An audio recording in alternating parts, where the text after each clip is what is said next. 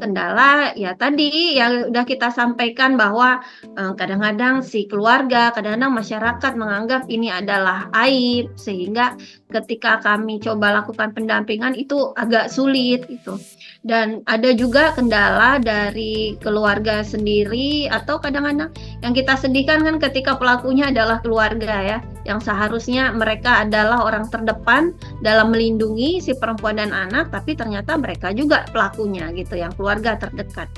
Jadi ketika kita melakukan pendampingan terhadap kasus-kasus seperti ini, itu yang agak sulit.